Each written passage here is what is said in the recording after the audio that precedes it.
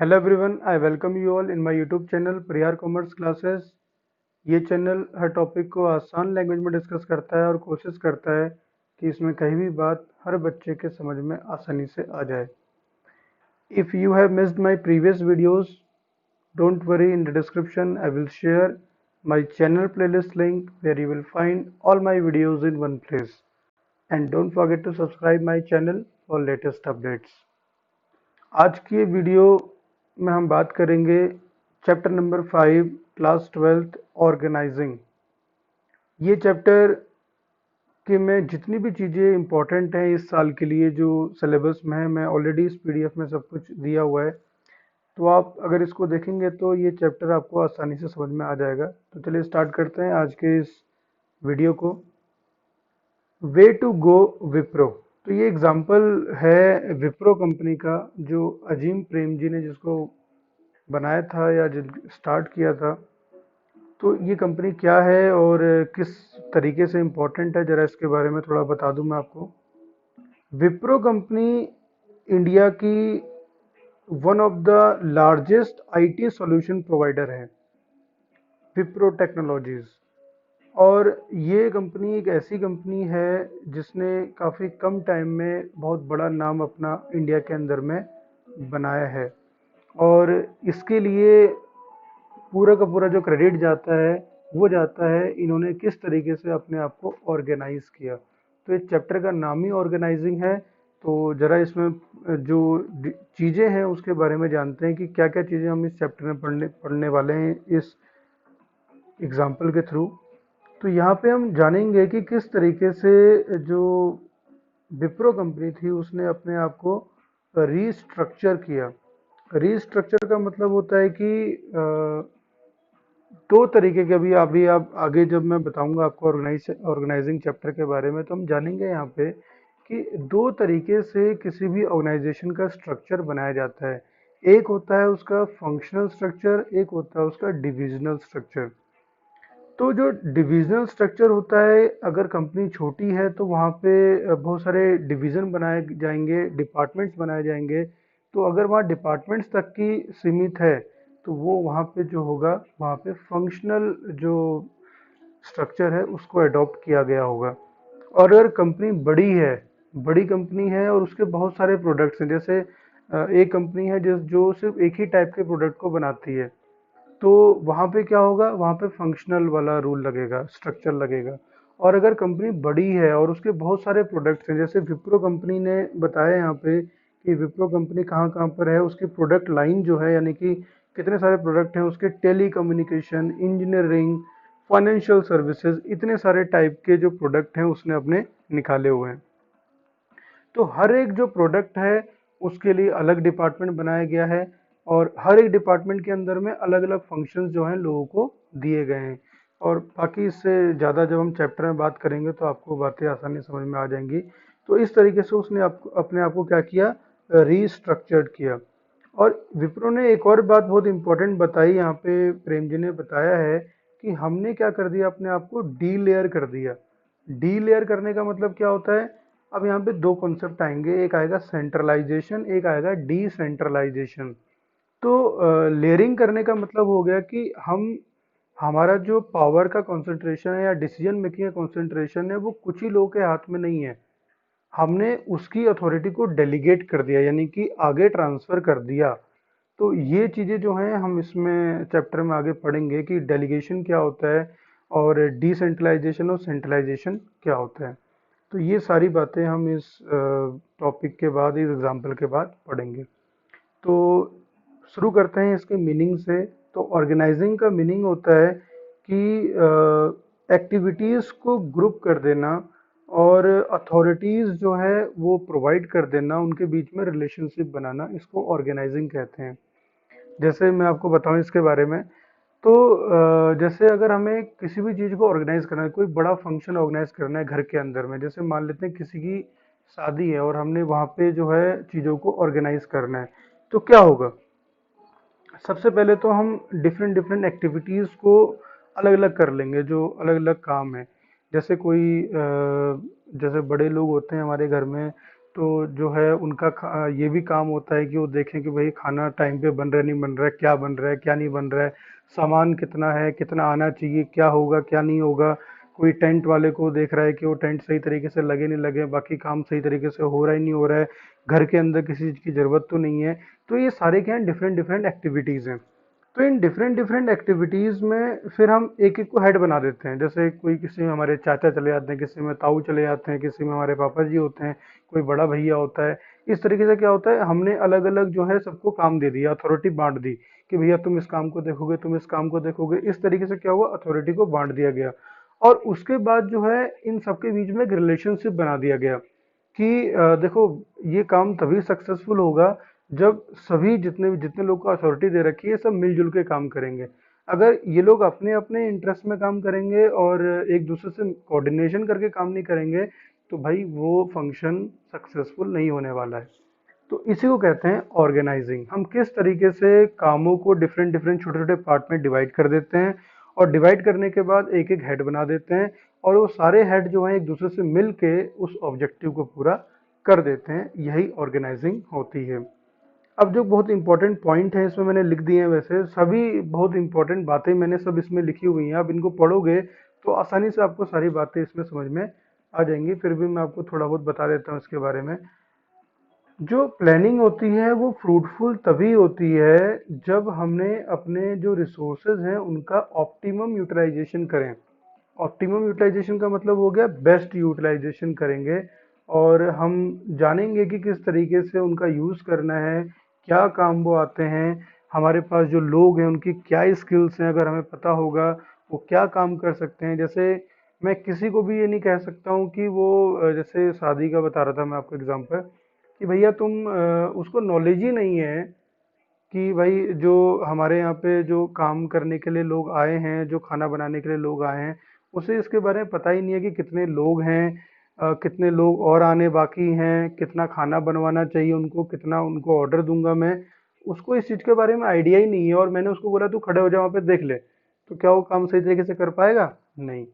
तो इसीलिए जो ऑर्गेनाइजिंग होता है, प्लानिंग तो हमने कर ली कि ऐसा ऐसा करूंगा, इसको मैं ये ड्यूटी दूंगा, उसको वो ड्यूटी दूंगा, लेकिन वो ड्यूटीज वो तभी कर पाएगा जब वो स्किलफुल होगा, जब वो उस काम के लायक होगा। ठीक हो गया? तो जैसे एग्जांपल था, तो यहाँ पे मैंने आपको डी लेयरिंग के बारे में बताया, सेंट्रलाइजेशन, डिसेंट्रलाइजेशन, और किस तरीके से जो एक फंक्शनल स्ट्रक्चर होता है, डिविजनल स्ट्रक्चर होता है। तो ये सब चीज़ें इसमें इम्पोर्टेंट हैं। हाँ, तो चलो आगे बढ़ते हैं, आगे बढ़ते हैं। इसका नेक्स्ट टॉपिक है steps in process of organising. जैसे प्लानिंग के स्टेप्स थे उसी तरीके से ऑर्गेनाइजिंग के भी कुछ स्टेप्स हैं। जैसे पहला, identification and division of work. हमने लोगों को चूज किया, और जो काम जिसको अच्छी तरीके से आता था उसको वो काम जो है डिवाइड कर दिया, दे दिया। फिर उसके बाद डिपार्टमेंटलाइजेशन। डिपार्टमेंटलाइजेशन का मतलब होता है कि एक बार अगर हमने वर्क सभी लोग को दे दिया, तो हमने उसके बाद देखना है कि उस काम में अच्छा कौन है। अगर अब मैं शादी से हट जाऊं थोड़ा सा और बिजनेस की तरफ बढ़ूं, तो बिजनेस में क्या होता है डिपार्टमेंटलाइजेशन, कि अब देखो वहां पे ऐसे लोग हैं, जैसे कोई इंसान है उसको सेल्स के बारे में बहुत नॉलेज है, उसको पता है कि सेल्स कैसे मैंने इंक्रीज करनी है। तो मैंने उसको काम दे दिया कि भैया तुम सेल्स में बैठो और आराम से देखते रहो कि कैसे बढ़ेगा, क्या होगा, सब तुम्हारी जिम्मेदारी है। तो वो उस काम को इतना परफेक्टली करने लग जाएगा कि वो उसमें स्पेशलाइज्ड हो जाएगा। इसी स्पेशलाइजेशन को डिपार्टमेंटलाइजेशन कहते हैं, कि वो उस काम में क्या हो गया, परफेक्ट हो गया। फिर आता है असाइनमेंट ऑफ ड्यूटीज। उसके बाद जो है हम फिर एक बार दोबारा से एनालाइज करते हैं कि भैया कौन अच्छा कर रहा है, कौन नहीं कर रहा है, और हम उनको ड्यूटीज प्रोवाइड कर देते हैं। Establishing reporting relationship. अब जैसे उस वाले शादी वाले एग्जांपल में क्या था, कि सभी लोग जब एक दूसरे को, जैसे जो हेड होगा वो ऑब्वियस सी बात है, दुल्हा या दुल्हन के पाप के जो पापा होंगे वही हेड होंगे, और उन्हीं को रिपोर्ट करनी होगी सभी लोग को किसी भी प्रॉब्लम के लिए। तो एक अगर अच्छा रिपोर्टिंग सिस्टम हम बनाएंगे, तो मुझे पता लगता रहेगा कि भैया कहाँ गड़बड़ी है, क्या प्रॉब्लम आ रही है, उसको आसानी से सॉर्ट आउट किया जा सकता है। तो ये सारे स्टेप्स हैं ऑर्गेनाइजिंग के। इम्पोर्टेंस ऑफ ऑर्गेनाइजिंग में बात करें तो स्पेशलाइजेशन का बेनिफिट मिलता है, वर्किंग रिलेशनशिप में क्लैरिटी होती है, हमें पता होता है कि क्या करना है, कैसे करना है, यूटिलाइजेशन अच्छा होता है रिसोर्सेज का, और चेंज से एडॉप्टेशन होता है। जैसे कि अगर जो स्किलफुल लोग हैं, जो कॉम्पिटेट कॉम्पिटेंट लोग हैं, यानी कि जो कंपटीशन करते हैं, उन्हें पता है कि भाई दूसरी फर्म जो है वो इस तरीके से अच्छा प्रॉफिट अर्न कर रही है, हमें भी जो है कुछ ऐसा करना चाहिए कि हम उनके बराबर का प्रॉफिट जो है अर्न कर पाएँ। तो इसी को कहते हैं कि वो चेंजेस के, जैसे जो बिजनेस इन्वायरमेंट में इतनी सारी चीज़ें हो रही हैं, वो बिजनेस इन्वायरमेंट को समझते हैं कहाँ पे क्या हो रहा है और कहाँ पे क्या होने से हमें क्या करना पड़ेगा। तो इसको बोलते हैं adaptation to change. Effective administration. अब जो हेड है, वो हेड ने काम को बांट दिया। अब काम को बांटने के बाद जो है वो और कामों में ध्यान दे रहा है। अब उसने उसको वो काम दे दिया, तो अब वो ऐसा नहीं कि बार बार उस काम को भी देखेगा और अपने काम को भी देखेगा। अब वो इसको रिपोर्ट करेगा, कोई प्रॉब्लम होगी वो तभी सॉर्ट आउट करेगा। तो इस तरीके से जो एडमिनिस्ट्रेशन है, यानी कि टॉप मैनेजमेंट जो है वो आराम से बैठ के सब चीज़ों को देखता है, प्रॉब्लम आने पे प्रॉब्लम को सॉर्ट आउट करने, ज़्यादा बर्डन उसके ऊपर नहीं रहता है। Development of personal. अब जिसको हमने वो काम दे रखा है नीचे लेवल पे, टॉप मैनेजमेंट के नीचे जिसको हमने वो काम दे रखा है, वो उस काम को करते करते इतना अच्छा बन जाता है कि वो अपने घर में होने वाली प्रॉब्लम को भी आसानी से सॉर्ट आउट कर देता है, तो उसकी डेवलपमेंट हो जाती है। Expansion and growth. अब मैनेजर मैनेजर जो है, यानी टॉप मैनेजमेंट जो है, वो भी सोच रहा है, नीचे वाले भी सोच रहे हैं। इस तरीके से जब सभी लोग सोचेंगे तो बिजनेस ग्रो करेगा और उसकी क्या होगी, ग्रोथ होगी। अब आता है ऑर्गेनाइजेशनल स्ट्रक्चर। तो मैंने बता ही दिया आपको इसके बारे में, फंक्शनल और डिविजनल स्ट्रक्चर। फंक्शनल स्ट्रक्चर का मतलब होता है कि ऐसी ऑर्गेनाइजेशन जो ऑर्गेनाइजेशन के अंदर में एक ही प्रोडक्ट को बना रहे हैं। जैसे अगर मोबाइल फ़ोन बना रहे हैं, तो वो कंपनी सिर्फ मोबाइल फ़ोन ही बना रही है। तो मोबाइल फ़ोन बनाने के लिए उसे सेल्स वाले लोग चाहिए, मार्केटिंग वाले लोग चाहिए, एचआर चाहिए उसको, या और लोग चाहिए। तो उसने उतने सारे डिवीज़न बना दिए कि भैया मेरा हम एक ही चीज़ को बनाते हैं और उसके उतने सारे डिवीज़न हैं। दूसरी अगर बात करें डिविजनल स्ट्रक्चर की, तो ये कंपनी जो है मोबाइल फ़ोन भी बना रही है, टीवी भी बना रही है, और हो सकता है फ्रिज भी बना रही हो, या हो सकता है और भी इलेक्ट्रॉनिक अप्लाइंसेस बना रहे हो। तो हर एक इलेक्ट्रॉनिक अप्लाइंसेस के लिए इसके अपने अपने क्या है, डिवीज़न है। या हो सकता है कि कोई एक ऐसी कंपनी हो जो पूरे इंडिया में फैली हो, तो उसने नॉर्थ का अपना अलग डिवीज़न बना दिया, साउथ का अपना अलग बना दिया, ईस्ट का अपना बना दिया, वेस्ट का अपना जैसे अगर हम बात करें ये सीबीएसई, तो हमको पता है कि जो सीबीएसई का हमारा रीजनल ऑफिस है वो देहरादून में है। इसी तरीके से जो पंजाब वाला जो पंजाब हमारा स्टेट है, उसका भी देहरादून थोड़ा ना होगा, उसका वहाँ पे होगा, जो पंजाब के आसपास में जगह होगी वहाँ पे उसका रीजनल हेड ऑफिस होगा। तो इस तरीके से क्या होता है, इन्होंने क्या कर रखा है, अपने इतने सारे क्या बना रखे हैं, डिवीजन बना रखे हैं। तो डिवीजन तब बनते हैं जब हमारे पास क्या होते हैं, प्रोडक्ट की लाइन जो है, यानी कि हमारे जो प्रोडक्ट हैं वो ज़्यादा होते हैं। हम टीवी में भी हैं, हम मोबाइल फ़ोन्स में भी हैं, हम इलेक्ट्रॉनिक और अप्लाइंसेस में भी हैं, हो सकता है हम और भी बहुत सारी चीज़ों में, जूतों में भी हों, चप्पलों में भी हों। तो इतने सारे अगर चीज़ों में अगर हम हैं, तो इसका मतलब हमें क्या करना पड़ेगा, अलग अलग डिवीज़न बनाने पड़ेंगे। तो उसके एडवांटेज और डिसएडवांटेज आप इसमें पढ़ोगे तो आसानी समझ में आ जाएंगे आपको, नहीं आएंगे तो आप मुझे बता देना, मैं आपको समझा दूंगा। फिर आता है डेलीगेशन कॉन्सेप्ट। तो डेलीगेशन के बारे में भी थोड़ी देर पहले मैं आपको बता रहा था। डेलीगेशन का मतलब होता है जब हम अथॉरिटी, यानी कि जो हमारी पावर है, उस पावर को सबॉर्डिनेट्स, यानी कि अपने से नीचे वाले जो लोअर वाले लोग हैं उनको दे देते हैं, तो उसको डेलीगेशन ऑफ अथॉरिटी कहते हैं। यानी कि जो एक टॉप मैनेजर है, टॉप मैनेजर के नीचे जो मैनेजर है, मिडिल मैनेजर जो है, उस मिडिल मैनेजर को मैंने डिसीजन मेकिंग की पावर दे दी कि ठीक है, तुम बहुत ज़्यादा ज़रूरी जब होगा तो मेरे से पूछने की ज़रूरत नहीं है, अपने आप से काम को कर लेना। तो इसको बोलते हैं डेलीगेशन ऑफ अथॉरिटी, यानी अपने से नीचे वाले सबॉर्डिनेट्स को पावर देना, इसी को बोलते हैं डेलीगेशन। अब डेलीगेशन के कुछ एलिमेंट्स हैं, ये इंपॉर्टेंट क्वेश्चन है कि डेलीगेशन के क्या एलिमेंट्स होते हैं। तो पहला एलिमेंट इसमें अथॉरिटी है, रिस्पॉन्सिबिलिटी है और अकाउंटेबिलिटी है। तो जानते हैं जरा इनके बारे में, अथॉरिटी क्या होती है, रिस्पॉन्सिबिलिटी क्या होती है और अकाउंटेबिलिटी क्या होती है। तो अथॉरिटी का मतलब होता है कि मैंने जैसे टॉप मैनेजमेंट में जो मैनेजर है उसने क्या किया कि नीचे वाले को क्या कर दिया, डेलीगेट कर दिया अपनी पावर। तो अब वो इंसान के पास राइट है कि जब मैंने बोला कि भाई तू इंपॉर्टेंट टाइम पे डिसीजन को ले लेना, तो मैंने क्या दे दी उसको, अथॉरिटी दे दी। उसको दूसरी बात क्या दे दी, उसको रिस्पॉन्सिबिलिटी दे दी कि भाई जो भी इसमें गड़बड़ होगी, वो गड़बड़ जो होगी फिर तू ही उसको देखेगा अच्छे से। तो क्या कर दिया, रिस्पॉन्सिबिलिटी दे दी मैंने उसको। फिर आता है अकाउंटेबिलिटी। अब अब टॉप मैनेजर ने जो है नीचे वाले को दे तो दिया कि भाई तू ऐसा कर देना, और तो अगर कुछ गलती होगी तो तुम्हारे ही नाम आएगा, ये सब है वो सब है। लेकिन ओवरऑल अगर कुछ गड़बड़ होती है तो ये टॉप मैनेजर ही क्या रहता है, इसके लिए अकाउंटेबल रहता है, यानी आंसरेबल रहता है। तो ये डेलीगेशन के क्या हैं, कुछ एलिमेंट्स हैं। फिर आता है इंपॉर्टेंस ऑफ डेलीगेशन। डेलीगेशन के क्या क्या फायदे हैं। तो डेलीगेशन करने से क्या होता है, इफेक्टिव मैनेजमेंट होता है। यानी कि पहले टॉप मैनेजर सारे डिसीजन को ले रहा था, यहाँ भी दौड़ रहा था वहाँ भी दौड़ रहा था। अब क्या है, उसने अथॉरिटी को दे दिया नीचे वाले को, और अपना काम देख रहा है आसानी से, दूसरा अपना काम देख रहा है। तो इससे क्या हो रहा है कि इफेक्टिव मैनेजमेंट हो रहा है। Employee development. अब नीचे वाला जो लेवल का है सबॉर्डिनेट मेरा, या फिर जो भी टॉप लेवल का जो सबॉर्डिनेट होगा, वो सबॉर्डिनेट जो है क्रिएटिविटी यूज कर रहा है। वो देख रहा है कि क्या मैं और अच्छा करूं ताकि जो मेरा ऊपर का जो सुपीरियर है वो खुश रहे। तो इसके लिए वो अपने आप दिमाग लगा रहा है, तो इससे क्या हो रहा है, उसका डेवलपमेंट हो रहा है। Motivation of employees. अब नीचे वाला जो सबॉर्डिनेट है, उस सबॉर्डिनेट को अगर मैंने कहा है कि भैया तेरे को रिस्पॉन्सिबिलिटी है, तू ये करेगा तू वो करेगा, तो इससे मोटिवेट होगा कि मुझे काम मिल रहा है, मेरे पर विश्वास किया जा रहा है, तो क्या होगा, मोटिवेट होगा। Facilitation of growth. और इससे क्या होगा, मैं टॉप मैनेजर जो है उसने भरोसा जताया नीचे वाले सबॉर्डिनेट पे, सबॉर्डिनेट फिर मन लगा के काम करेगा, और ग्रोथ तो फिर होनी ही होनी है। Basis of management हैराकी।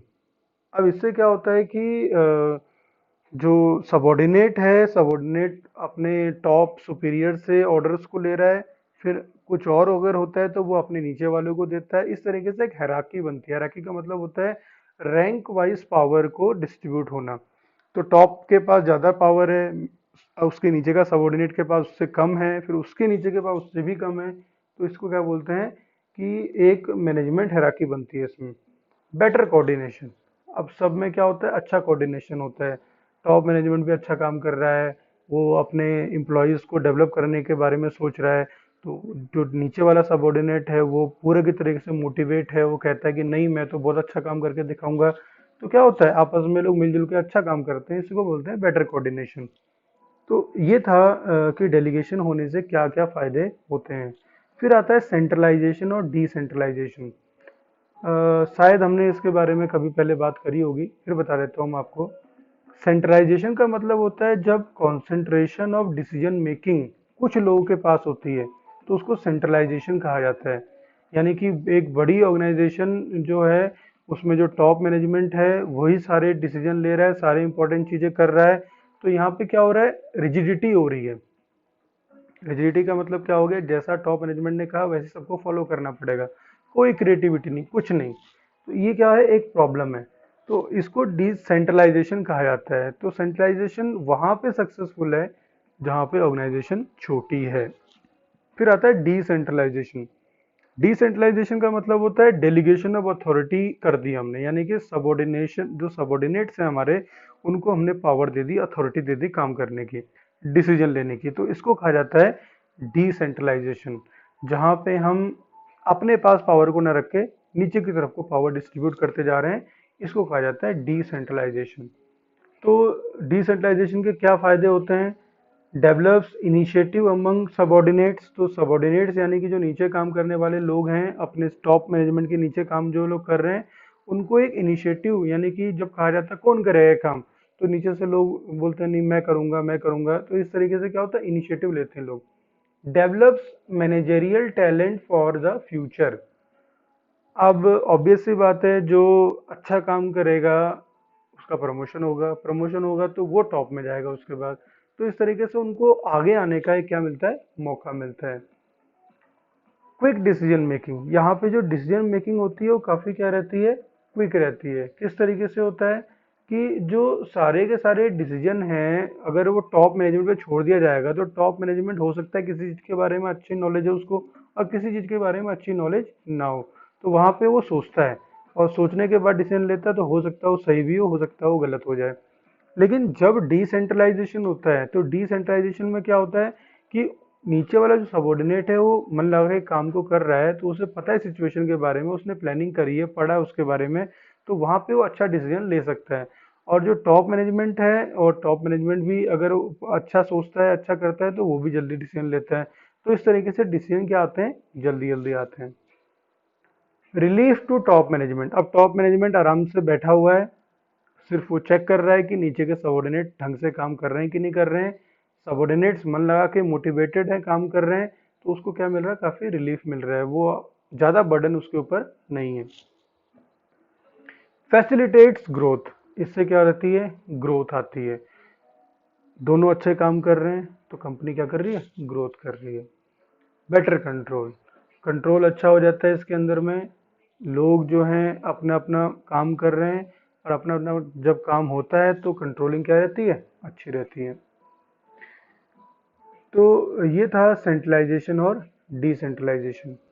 तो यहाँ तक की जो टॉपिक्स हैं वो यहाँ पे आपके सिलेबस में है, तो हमने सारे टॉपिक्स को डिस्कस कर लिया है। और फिर भी अगर आपको कोई डाउट होगा तो फिर वो मैं आपको उसी टाइम पे क्लियर कर दूंगा। तो थैंक यू।